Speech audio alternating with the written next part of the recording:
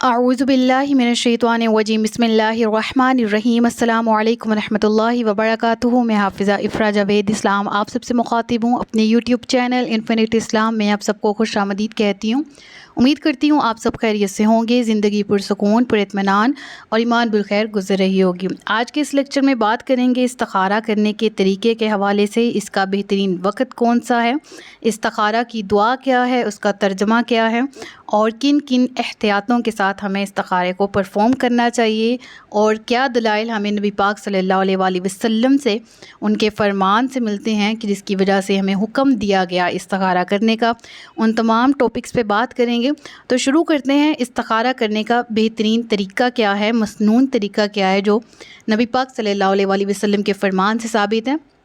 دن یا رات میں کسی بھی وقت شرط یہ ہے کہ وہ وقت مکروہ نہ ہو نفل کی ادائیگی کے لحاظ سے، یعنی 3 اوقات ہیں جس میں نماز پڑھنا یا سجدہ کرنا جو ہے وہ مکروہ ہے۔ کون سے؟ نماز عصر کے بعد مغرب سے پہلے کا وہ وقت جب سورج ڈل رہا ہوتا ہے، جب سورج غروب ہو رہا ہوتا ہے، اور دوسرا وقت کون سا ہے؟ دوسرا وقت ہے نماز فجر کے بعد جب سورج طلوع ہو رہا ہو۔ سورج جب تک مکمل طور پر طلوع نہ ہو جائے اس ڈیوریشن کے اندر نفل کی ادائیگی مکروہ ہے، سجدہ مکروہ ہے۔ اور تیسرا وقت زوال کا ہے جب سورج عین سر پہ ہوتا ہے۔ تو ان 3 اوقات کے علاوہ کسی بھی وقت استخارہ کے لیے نفل پرفارم کیے جا سکتے ہیں۔ اور نیت کس طرح سے کرنی ہے؟ نیت یہ ہو کہ میرے سامنے یہ معاملہ یا یہ مسئلہ ہے، اے اللہ میرے لیے جو راستہ بہتر ہے، میرے حق میں جو بہتر ہے اس کا فیصلہ فرما دیجئے۔ جب نفل پڑھنے ہیں تو نفل پڑھنے کا کوئی خاص طریقہ نہیں ہے، نیت میں نے آپ کے سامنے بیان کر دی۔ پھر عام نماز کے جس طرح سے 2 نفل پڑھے جاتے ہیں ویسے ہی 2 نفل پڑھنے ہیں، اور سلام پھیر کر نماز کے بعد استخارہ کی مسنون دعا مانگیں جو نبی پاک صلی اللہ علیہ وآلہ وسلم نے تلقین فرمائی ہے۔ وہ دعا کیا ہے یہ لیکچر میں آگے چل کے پڑھتے ہیں۔ اس سے پہلے بہترین وقت کی بات جس طرح ابھی کی گئی کہ وہ مکروہ وقت نہ ہو، لیکن افضل وقت کون سا ہے؟ استخارہ کے لیے اگرچہ کوئی خاص وقت مقرر نہیں ہے، البتہ بہتر یہ ہے کہ رات میں سونے سے پہلے جب یکسوئی کا ماحول ہو تو استخارہ کر کے سو جائیں۔ اس کے لیے خواب آنا ضروری نہیں ہے، بلکہ اصل بات قلبی رجحان اور اطمینان ہے۔ یعنی اگر استخارہ کیا جائے تو اکثر اوقات خواب میں بھی اللہ تبارک و تعالیٰ کی طرف سے اشارہ دے دیا جاتا ہے کہ جس امر کے لیے استخارہ کیا گیا اس میں ہاں ہے، یا وہ امر ہمارے حق میں اگر بہتر نہیں ہے تو رب العالمین کی طرف سے منع کر دیا جاتا ہے۔ سم ٹائمز خواب بھی آ جاتا ہے، لیکن لازمی نہیں ہے کہ خواب ہی آئے اور خواب ہی میں بتایا جائے۔ ایسا ہوتا ہے کہ دل اس طرف جھک جاتا ہے، دلی رجحان اس طرف قائم ہو جاتا ہے جس طرف رب العالمین کا حکم ہو۔ یعنی اگر اس امر کے کرنے میں بہتری ہے تو کرنے کی طرف اطمینان قلب حاصل ہو جائے گا، اور نہ کرنے کی طرف بہتری ہے تو نہ کرنے کی طرف دل مائل ہو جائے گا، اور ایسا اللہ ہی کی طرف سے ہوگا۔ تو ان دونوں امور میں سے کچھ بھی ہو سکتا ہے، یعنی خواب بھی آ سکتا ہے، لیکن اصل چیز کیا ہے؟ دلی رجحان ہے۔ اگر خواب نہیں آیا، دل اس طرف جم گیا ہے جس طرف اللہ کا حکم ہے، تو بہرحال استخارہ کا مقصد پورا ہو گیا۔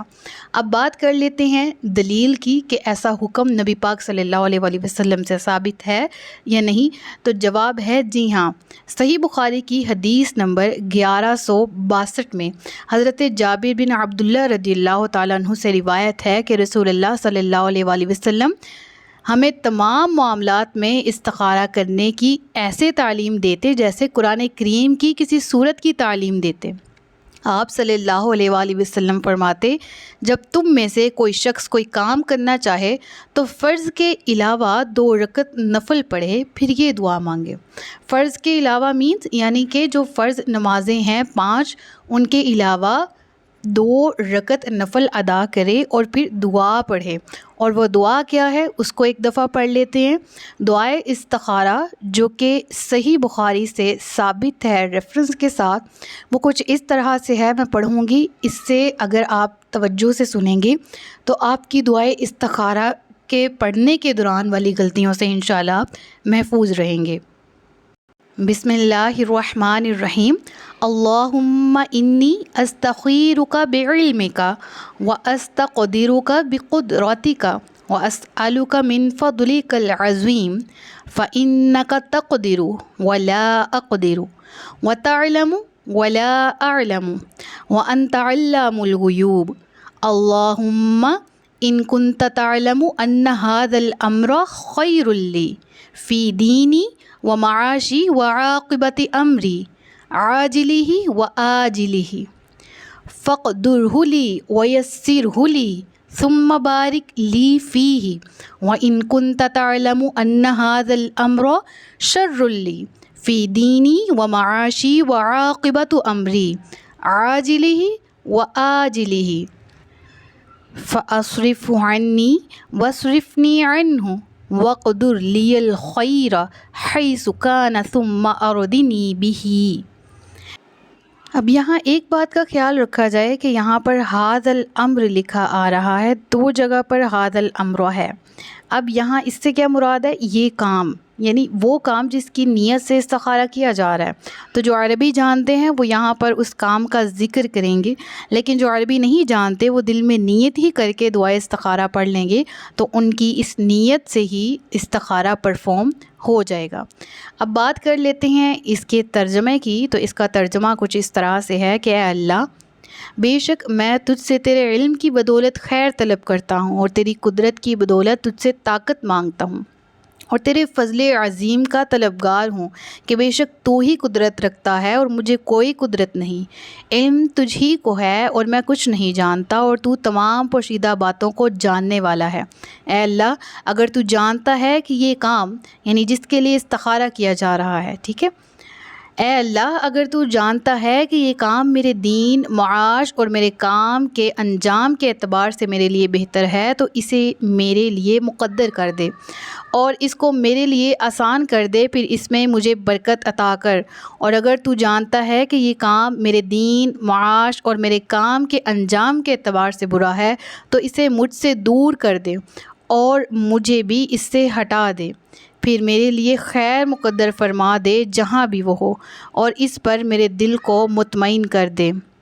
یہ دعا استخارہ کا ترجمہ ہے، اور استخارے کے بعد جس طرف دل مائل ہو وہی کام کرنا چاہیے۔ اگر ایک دفعہ میں قلبی اطمینان حاصل نہ ہو تو 7 دن تک یہی عمل دہرائے، انشاءاللہ عز و جل خیر ہوگی۔ اپنا بہت سا خیال رکھیے گا، مجھے دعاؤں میں یاد رکھیے گا۔ استخارے سے ریلیونٹ کوئی بھی کویشچن ہے تو آپ کمنٹ سیکشن میں مجھ سے پوچھ سکتے ہیں۔ اللہ حافظ۔